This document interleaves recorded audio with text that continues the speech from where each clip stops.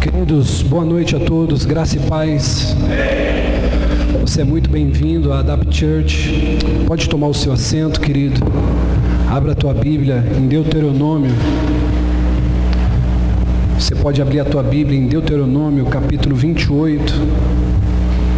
Aleluias. Glórias a Deus. Pudesse melhorar um pouquinho o meu retorno aqui. Acho que nos PAs aí deve estar bom. Aleluias. Pode tirar um pouquinho do grave, tá? Glória a Deus. Aleluias. Amém. Obrigado, tá, meninos? Que Deus abençoe todos os voluntários, os obreiros, ministério de louvor. Queridos, vocês são bênção de Deus. Tem muita igreja boa por aí, amém? Mas os melhores obreiros e voluntários são desse lugar aqui. Glória a Deus, eu sou muito abençoado por Deus em ter uma igreja como essa para pastorear. E eu louvo a Deus por isso. Pode abaixar um pouquinho o fundo, filho, por favor. Deuteronômio 21, verso 1, diz assim a Escritura. É um texto bem conhecido. E eu aprendi, pastor Márcio, um segredo para não fazer feio. É só a gente pregar em texto conhecido. E aí Deus honra. Deuteronômio 28, verso 1. Quem achou, diga amém. Nós leremos do 1 ao 6. Se vocês obedecerem fielmente ao Senhor, o seu Deus, seguirem cuidadosamente todos os seus mandamentos que hoje lhes dou, o Senhor, o seu Deus, os colocará muito acima de todas as nações da terra. Todas essas bênçãos virão sobre vocês e os acompanharão. Se vocês obedecerem ao Senhor, o seu Deus, vocês serão abençoados na cidade e serão abençoados no campo. Os filhos do seu ventre serão abençoados, como também as colheitas da sua terra e os bezerros e cordeiros dos seus rebanhos. A sua cesta e a sua amassadeira serão abençoadas, e vocês serão abençoados em tudo o que fizerem. Pai, nós louvamos a Ti por essa palavra, e o nosso pedido nessa noite é que a Tua palavra nos convença, nos constranja e nos converta, para que a Tua boa obra seja feita em nossas vidas. Nós oramos em nome de Jesus. Amém. Amém, queridos?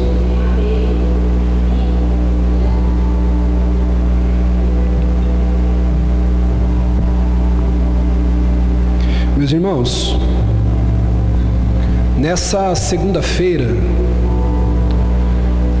eu tive algumas ministrações da parte de Deus, e começando a pensar em algumas coisas que Deus ele tem me falado, a gente vai percebendo muitas vezes que nós somos testados naquilo que nós falamos. Já parou para perceber?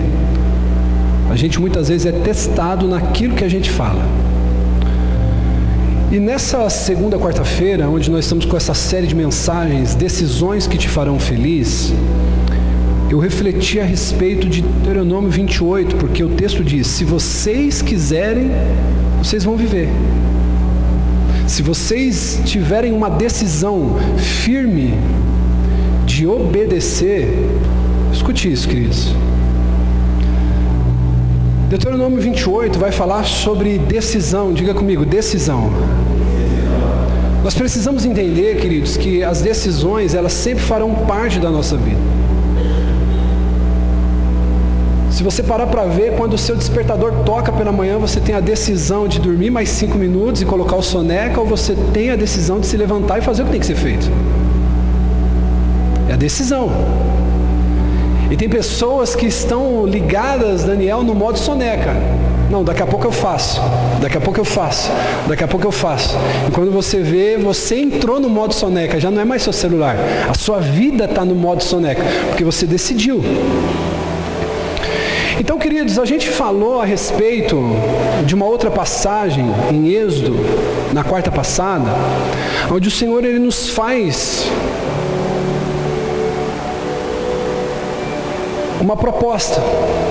E ele diz: eu coloco diante de vocês a vida e a morte, a bênção e a maldição. E ele diz: escolham, pois, a bênção e a vida e vivam. E aqui nesse texto de Deuteronômio, ele vai colocar na nação de Israel, e ele diz: se vocês obedecerem fielmente. O que é fielmente? Fielmente está ligado à palavra integral, na integralidade. Se vocês obedecerem fielmente ao Senhor seu Deus e seguirem cuidadosamente os mandamentos que dou, o Senhor Deus colocará vocês muito acima de todas as nações. Então, a gente vai perceber, querido, que essa decisão em obedecer a Deus, ela tem que ser seguida de uma atitude, da gente colocar em prática aquilo que Ele fala. O conceito de decisão, querido, eu falei isso, eu quero aqui novamente falar para os presentes. A decisão é um termo que se refere a um processo cognitivo da mente. É um processo cognitivo da mente, que a pessoa ela pode escolher como agir e se comportar em diferentes situações de uma maneira geral. Então a decisão ela envolve um processo de elaboração de um nível mental que pode ser influenciado por várias razões, por várias causas e circunstâncias específicas. Então tem pessoas que dizem, por exemplo, Ricardo, fulano de tal começou a ficar bem na vida e agora ele mostrou quem ele é. Na verdade, o dinheiro ele não tem o potencial de aflorar um lado escondido dentro de nós. O dinheiro ele tem o potencial de otimizar o que nós já somos. O dinheiro não muda alguém, o dinheiro só revela a face de quem o possui. E nós temos a decisão de saber quem nós seremos com as nossas conquistas, com os nossos sucessos. Então, para que a gente possa entender a questão da definição de decisão, em um conceito geral, o que significa a palavra decisão? A decisão significa que uma pessoa decidida é uma pessoa obstinada. É uma pessoa que sabe o que quer. Porque se você for parar para ver, um dos maiores problemas que você enfrenta, que nós enfrentamos, é o quê? É a crise do Peter Pan. O que é a crise de Peter Pan, bispo? Corpos adultos com mentalidade de criança. São pessoas que não crescem, não evoluem, não amadurecem. Qual que é a principal característica de uma criança ou de um adolescente? Se você conversar, por exemplo, com as suas pequenininhas, Daniel, você vai perguntar para ela o que ela quer ser, aí ela vai querer provavelmente seguir os passos da mãe. Um dia ela vai querer ser cabeleireira, no outro ela vai querer ser uma enfermeira, no outro ela vai querer ser uma médica, no outro ela vai querer ser uma policial. No outro ela vai querer ser uma advogada, ou seja, ela não tem uma firmeza, essa criança não sabe o que quer. E o nosso problema, principalmente da geração de cristãos contemporâneos, atuais, é que eles não têm uma firmeza, você não vê uma vida determinada. A gente pode falar isso, por exemplo, de pessoas em ministérios. Eu só passei por 2 ministérios na minha vida. O Ministério Amaia, onde eu me converti, nasci, fui criado, e a igreja Atraindo as Nações ao Altar de Deus, do Bispo Saulo Moura, e Ministério Amaia do Apóstolo Wagner. Passei por esses 2 ministérios, não passei por outro lugar, e depois fundamos a Adapt Church. Mas se você conversar com algumas pessoas, elas já não têm mais firmeza, elas vão para as igrejas como consumidores. E se alguma coisa não a satisfaz, não a atende bem, ela vai procurar uma outra igreja que possa satisfazer os seus desejos. Então ela entra na igreja não se sentindo parte daquele meio para ajudar a construir algo relevante, mas ela entra para ser servida. E o Deus que ela cria é o seu próprio ventre. Então nós precisamos ter uma decisão firme de saber quem somos em Deus. Então uma pessoa decidida, uma pessoa determinada. É uma pessoa resolvida, convicta dos seus planos, convicta dos seus objetivos. Isso é uma pessoa decidida. Então, olha só como que as coisas vão casando. Decisões que te farão felizes, elas só acontecerão quando você sustentar as decisões que você tem. Porque não adianta você falar, eu me decido ser feliz, eu decido viver bem no casamento, eu decido fazer alguma coisa na minha vida, mas se durante o processo eu não tenho o quê? Firmeza para sustentar as decisões que eu tenho. Então, quando nós começamos esse ministério, eu tomei uma decisão de seguir com a visão que Deus me deu, com o estilo de pregação que Deus me deu. Em muitas igrejas e no começo do meu ministério, eu sempre fui um pregador avivalista, pregador de poder, um pregador de unção. Mas outra coisa muito diferente é você preparar um sermão toda quarta-feira e todo domingo para uma comunidade que te vê semanalmente. Então foi uma decisão. O nosso estilo de igreja, a nossa cultura, não é de uma igreja inchada, é de uma igreja que vai crescendo aos poucos, que vai crescendo degrau por degrau. Nós começamos com 4 pessoas na sala da minha casa, depois saímos para um lugar para 30, 50 pessoas, com mais ou menos 8 pessoas, e de lá fomos crescendo, e estamos em processo de crescimento. Não existe igreja grande, irmão, não existe igreja pequena. O que existe é a igreja em crescimento. E isso frustra muitos pastores. Mas quando eu decidi focar em levantar uma liderança, quando eu decidi focar em discipular, em ministrar, em cuidar da nossa comunidade, eu sabia os desafios que eu ia enfrentar, de pessoas que querem ver um crescimento exponencial e rápido. Irmão, deixa eu dizer uma coisa para você. Tudo que nasce grande é uma abominação diante de Deus. Porque o processo é nascer e crescer. Você já não nasceu com essa barba que você tem, com o cabelo grande. Você nasceu pequenininho. Você nasceu sem enxergar direito. Você nasceu não sabendo articular as suas mãos. Você não sabia falar, você não tinha percepção do que ouvia. Então você foi crescendo e hoje você é uma pessoa crescida. Hoje você tem controle sobre todas as suas funções motoras. Esse é um processo natural. Então quando a gente se decide a isso, não adianta, querido, a gente querer tomar uma decisão, mas com as nossas atitudes do dia a dia não sustentar isso. Quem entende, diga amém. Então uma pessoa decidida é uma pessoa que opta por algo. Irmão, eu fico vendo muitas vezes casamento, o camarada quer casar, a moça quer casar, mas ele quer casar tendo uma vida de solteiro. Quando você opta por casar, querido, a sua prioridade é a sua esposa, a sua prioridade é os seus filhos, a sua prioridade não é a igreja. Melhora o meu retorno, por favor. A sua prioridade que é casado não é a igreja ela vem em terceiro lugar. A igreja vem em quê? Terceiro lugar, e esse é meu desafio, te ensinar a ser homem, cara, te ensinar a ser mulher, minha filha. Você entender primeiro que a tua prioridade é a tua vida com Deus.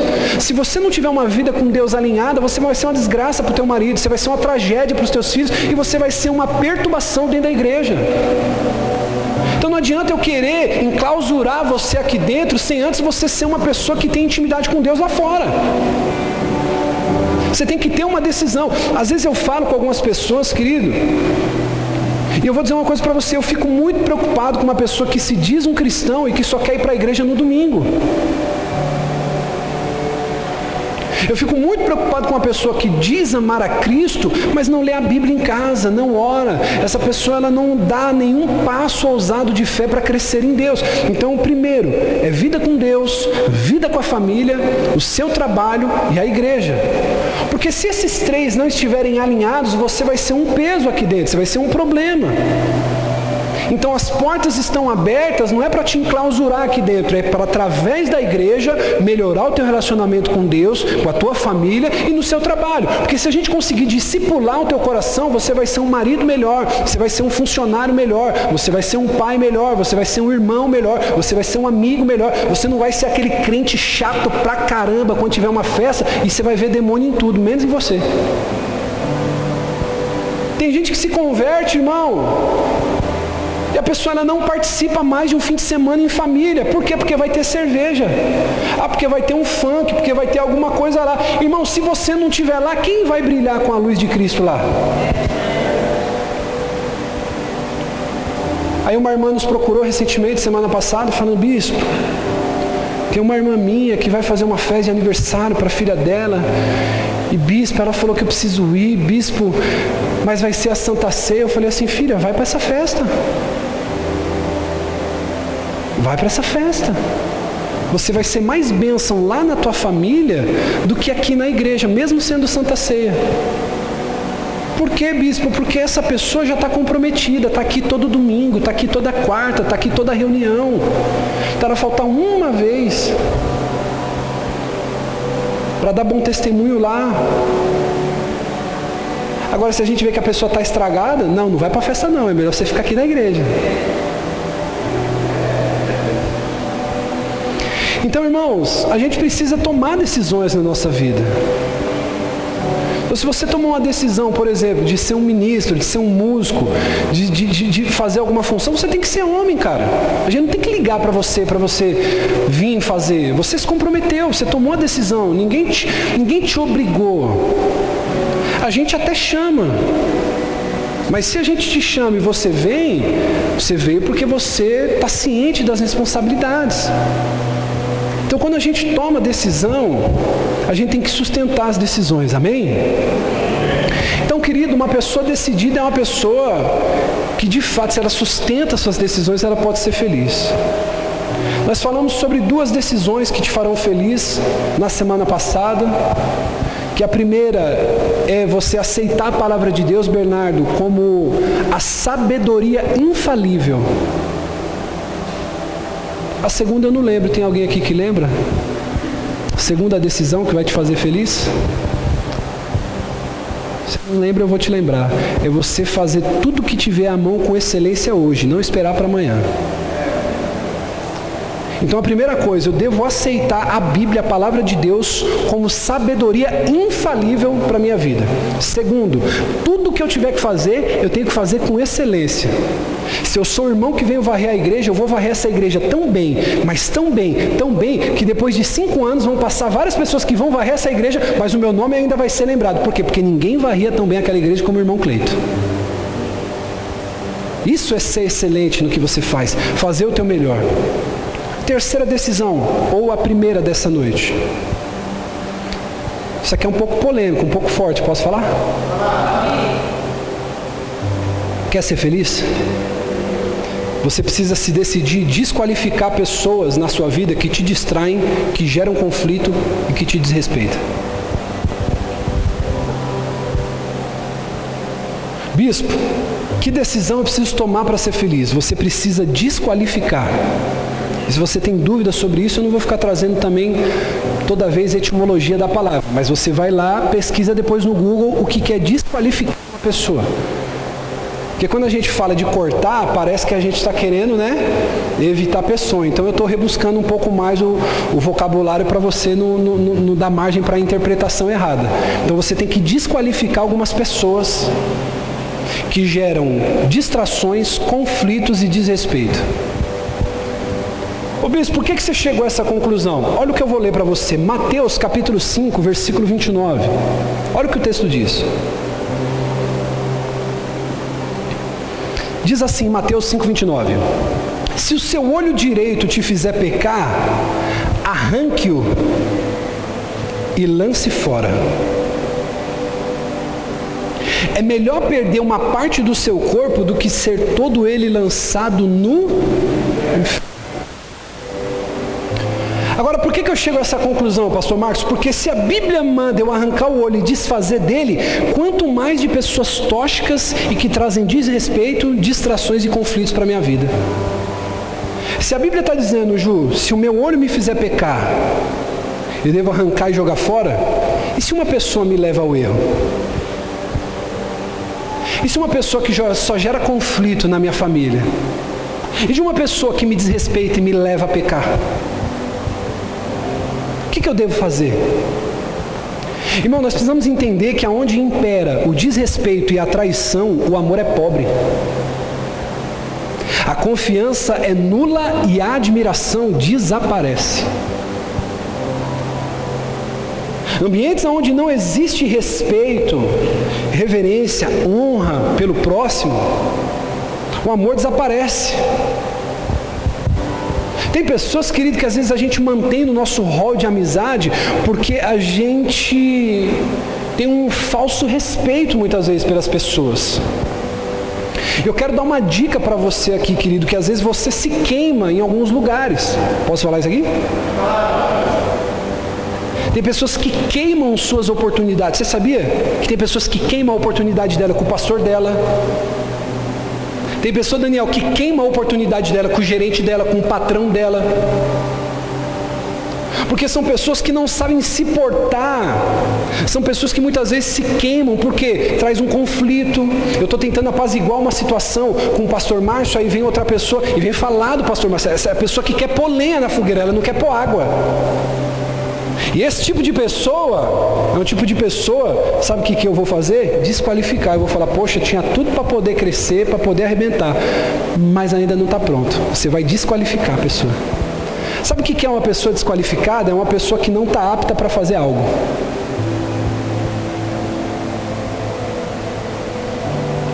Então eu quero te dar um conselho aqui, principalmente aos homens, que os homens nessa questão cometem mais exageros que as mulheres. Se constrange a outra pessoa, não confunda o que você chama de brincadeira com desrespeito.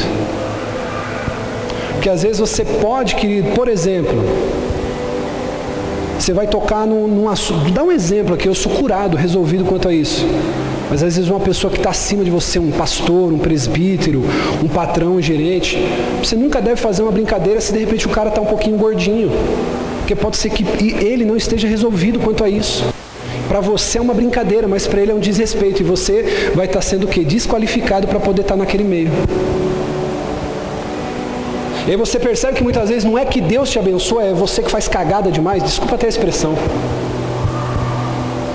Não é que Deus não abençoa, é que a sua boca é tão grande, você fala demais, você chega e você às vezes até quer ser agradável, mas você não é respeitoso. Aí você solta uma piada, solta uma brincadeira, faz um comentário de alguém. Já parou para perceber, irmão, como é difícil você tentar ser agradável sem brincar e sem falar de alguém? Isso fala de ser o quê? De ter ideias criativas, de saber uma pessoa. Quer uma dica para você poder crescer em qualquer lugar que você vai? Tenta contribuir com o ambiente. Você não vai falar de ninguém, você não vai fazer brincadeira desrespeitosa. Tenta procurar onde que tem alguma coisa que pode ser melhorada e chega com ideias. Então a gente precisa tirar do nosso meio, a gente precisa, irmão, de fato desqualificar as pessoas que trazem o quê? Distrações. Então como que eu vou andar com a Nath, por exemplo, se eu estou querendo fazer dieta, se eu estou querendo perder peso, se eu estou querendo me focar, e toda hora a Nath fala, não, bispo, vamos no McDonald's, não, vamos comer uma pizza, vamos fazer tal coisa, vamos sair. Não dá, por quê? Está me distraindo, está me tirando do meu foco. Então a gente precisa de fato resolver isso, distrações, conflitos, desrespeito. Posso falar isso aqui? Mais vale um inimigo que te respeita de um amigo que confunde respeito com liberdade.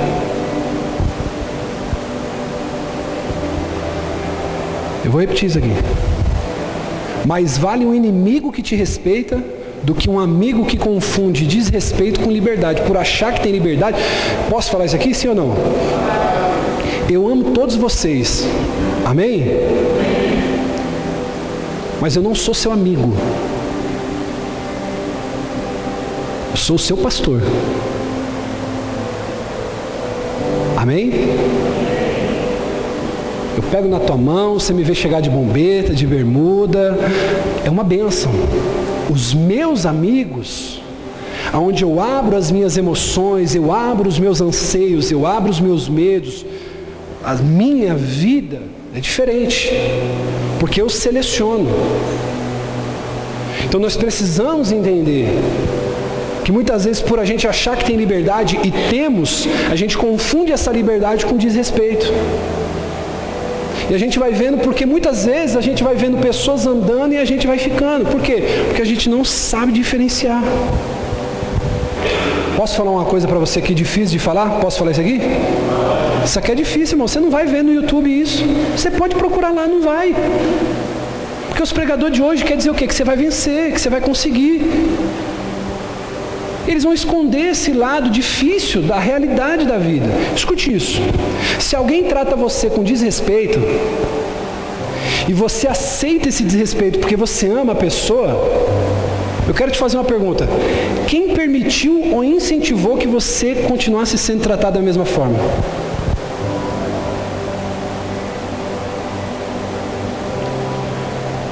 Cadê o João Paulo? Está lá atrás. Eu vou falar aqui porque o João Paulo é um filho. Ele chegou uma vez na porta da minha casa para poder pegar uma chave. E quem conhece aqui sabe que o João Paulo ele é meio pá virada, né? O João Paulo ele é meio doidinho das ideias. Aí ele foi pegar uma chave lá em casa, eu não sei o que eu perguntei para ele. Aí ele falou, lá não tem, pô, eu já não falei? Aí eu peguei a chave, desci a escada, abri o portão, falei, vem aqui, filho. Deixa eu falar uma coisa para você. Eu não sei em que momento você achou que eu te dei liberdade para falar comigo assim. Espero que seja a última vez. Não sou suas negras. Não sou seus amigos. Me dê o respeito, porque eu te respeito. Ele me olhou assim, Bispo, me perdoa, mas o que eu fiz? Não, se você está acostumado a tratar as pessoas assim, você precisa rever o teu conceito. Ele falou, não, Bispo, me perdoa. O que eu quero dizer para você? Ele vai pensar 2, 3, 4 vezes antes de falar comigo? Sim ou não?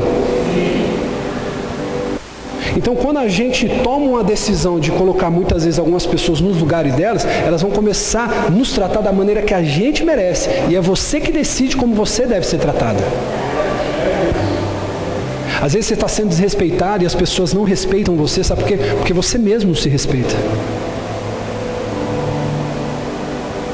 E isso eu exijo de todos que estão aqui, sabe por quê? Porque é a maneira como eu te trato. É a maneira como eu me dirijo a você. Então você veja que a honra é uma via de mão dupla. A gente não pode falar só da honra do discípulo para com o líder, se o líder não honra o discípulo. Então a honra é uma via de mão dupla e ela só funciona quando eu te honro, Daniel, e quando você me honra. Quando é só de um lado, é desequilibrado. Então, amor, se alguém trata você com desrespeito e você aceita porque ama, quem está alimentando esse desrespeito? Diga comigo assim, eu. Lucas capítulo 9, versículo 61 diz assim, ainda outro disse, vou seguir-te, Senhor, mas deixa-me primeiro voltar e despedir da minha família. Primeiro, que a gente vê aqui nesse texto que a gente leu, fala sobre o respeito, aqui sobre a distração. Jesus estava vocacionando homens para o trabalho, discípulos. E aí ele vai dizer o seguinte, olha, antes de eu fazer o que eu tenho que fazer, deixa eu me despedir da minha família.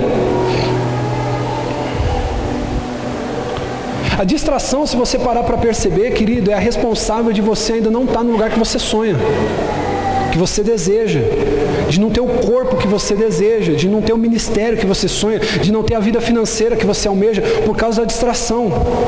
Sabe qual é a prisão perfeita para o pensamento? É a distração. Posso falar isso aqui? Quantos de vocês aqui já sentou para jogar um videogame e falou assim, eu vou me distrair? Era 8 horas, aí quando você foi ver, era 4 da manhã, você ainda estava jogando. Quantas vezes você usou uma coisa que era para te distrair, ou uma coisa que era para poder te dar uma certa paz, um certo descanso, e aquilo te roubou? Aquilo de fato te distraiu. Então nós precisamos evitar distrações, pessoas que nos distraem, pessoas que sempre estão tirando o nosso foco das coisas. Nós precisamos desqualificar. Isso vai ser uma decisão que vai te fazer feliz. O problema nosso, sabe qual é? É que a gente quer ser educado ao extremo. A gente tem pessoas que querem amar mais do que Deus.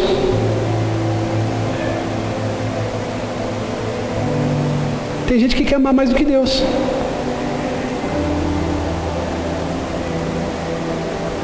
Não, bispo, mas Deus é amor. Mas é Ele que fez o inferno, tá? E Ele vai mandar para lá. Já parou para pensar nisso? Então a gente precisa entender que essas distrações, elas vêm para nos fazer o quê? Parar. Existem 3 possíveis razões. Quantas? Para uma pessoa não cumprir a promessa que ela te faz. Só que agora eu quero redobrar a sua atenção, você que é líder dessa igreja. Você que é pastor, presbítero, evangelista.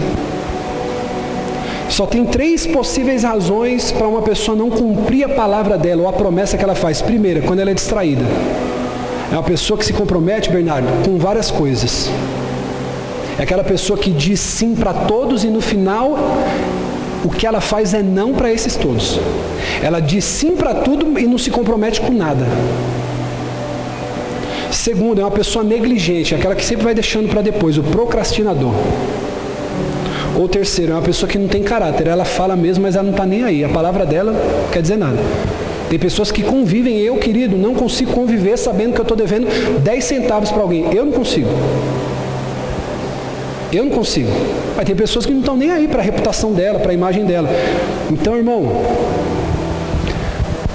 eu achei uma coisa na internet muito bacana, eu quero compartilhar com você. Se você quiser anotar isso, pode anotar. Deu trabalho para eu achar. Sabe o que significa distração? Distração, Bernardo, é quando você muda de opinião e nem se dá conta disso. Era quando você gostava de uma coisa, aquilo era importante para você, mas sem você saber, você fala, caramba, mas isso aqui já não é mais importante para mim, eu mudei de opinião a respeito disso, eu nem sabia. Em algum momento você se distraiu. Próximo, conflito. Provérbios capítulo 20, versículo 3. Abre para mim que esse aqui é muito forte, muito poderoso. Meu Deus, eu só falei do primeiro, eu falei demais hoje, hein? Já está acabando meu tempo já. Abre aí para mim rapidinho, filho, Provérbios 20, versículo 3. É uma honra dar fim a contendas. Diga comigo, é uma honra. Pode ser melhor e mais forte. É uma honra dar fim a contendas. Fofoca. Disse-me disse. Leve trás. Mas todos insensatos envolvem-se nelas. Irmão, a Bíblia nos ensina a desqualificar pessoas que entram em conflito, pessoa que entra em mexerico. Eu já falei sobre isso, mas tem 3 demônios que atuam constantemente na igreja. Quantos demônios? Quantos demônios? E eu vou te falar o nome desses 3 demônios. Me disseram, me contaram e estou sabendo. Me disseram que o pastor Mário, não sei não, hein? Você ficou sabendo aí? Ou me contaram, estou sabendo de uma quentíssima.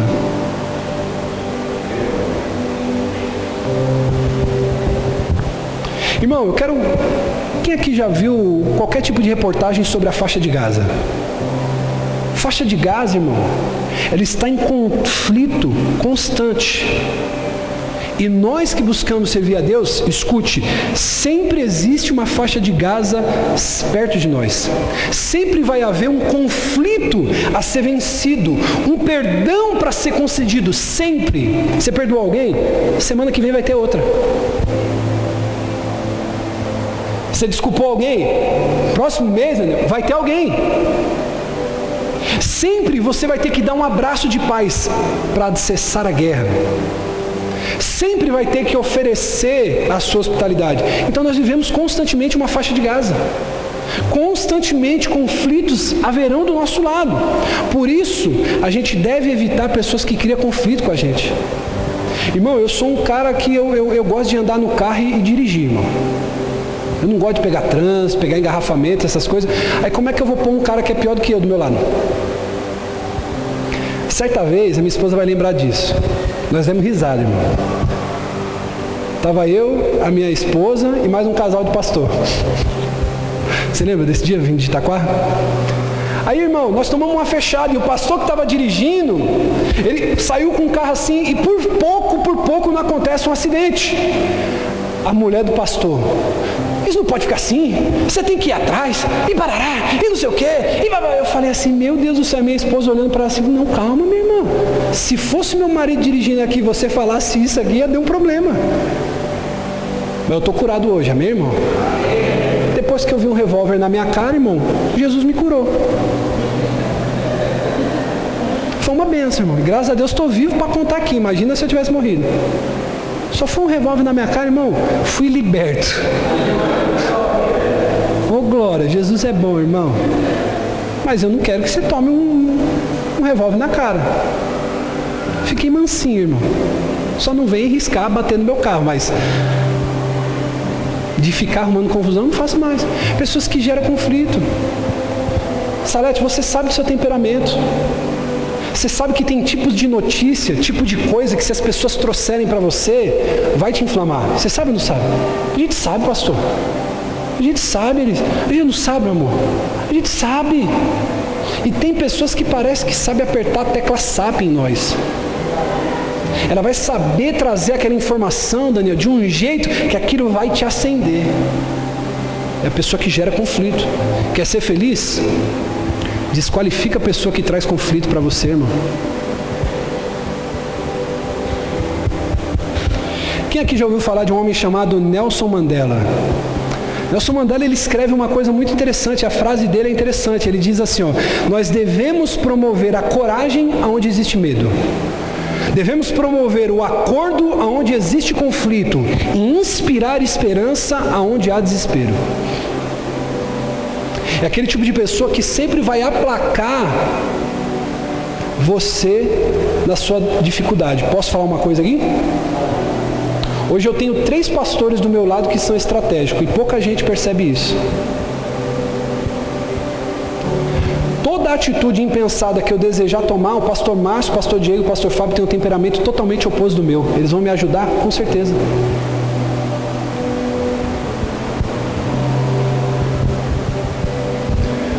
E o problema é esse, que a gente muitas vezes não quer andar, Ricardo, com pessoas que são o nosso oposto.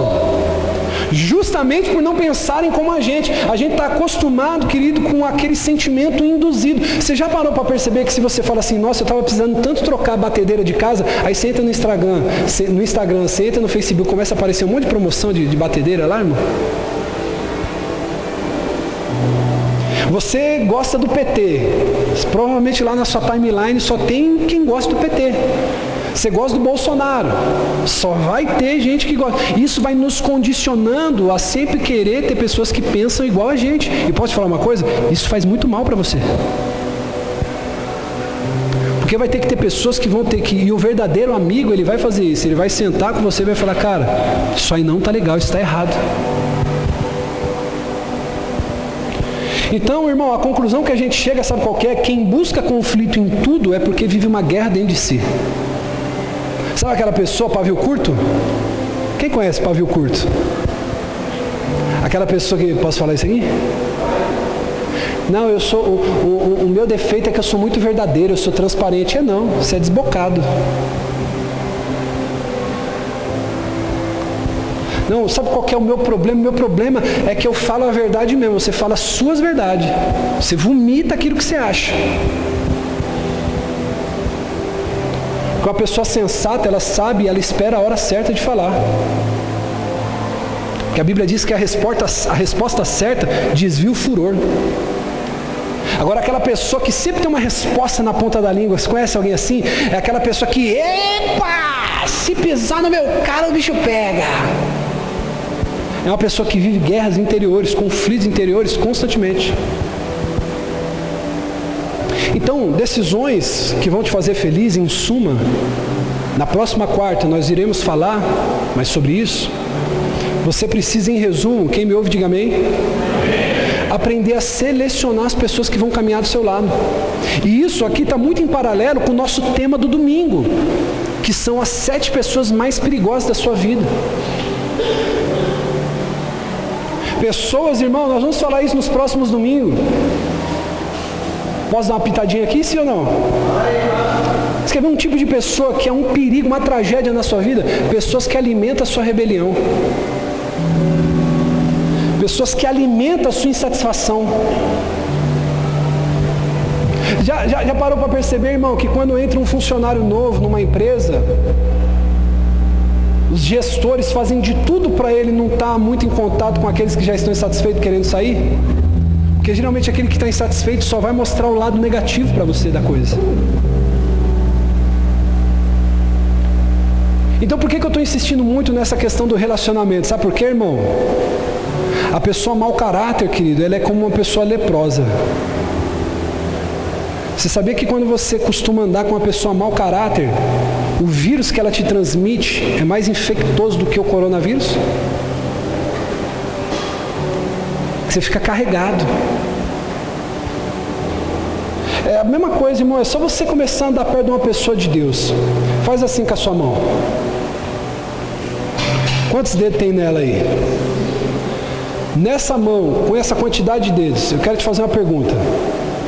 Das pessoas mais próximas a você, que preenche essa mão, quantas pessoas tem que são pessoas que são mais de Deus do que você?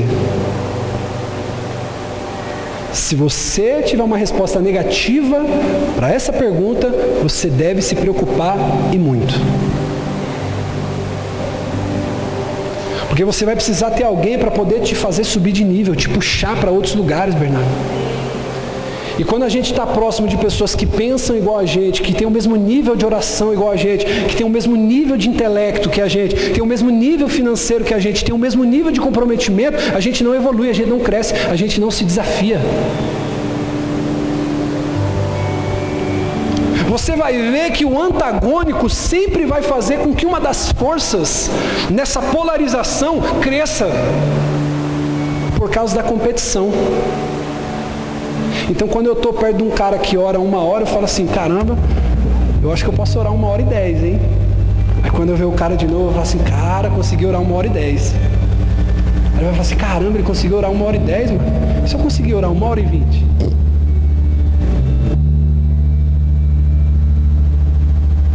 Então, decisões que vão te fazer ser feliz, discute isso. E é um desafio para nós. É aprender a dizer não e é a gente aprender a não se relacionar com certo tipo de pessoa. Isso vai começar a te fazer bem. Sabe aquele tipo de pessoa que às vezes você para para conversar, mas você fala assim, eu estou conversando aqui, mas eu sei como eu vou sair dessa conversa. E às vezes pela educação a gente continua. Quero que você seja sincero, só se essa palavra falou ao teu coração. E tem alguém que você pensou na sua mente que você tem que parar de andar. Você não tem que excluir, escute isso. Você não tem que excluir essa pessoa. Mas que você deve andar menos. Você deve ter menos profundidade com ela. Só quem de verdade essa palavra falou contigo e veio alguém na tua mente aí. Quem? Quero convidar você a se colocar de pé.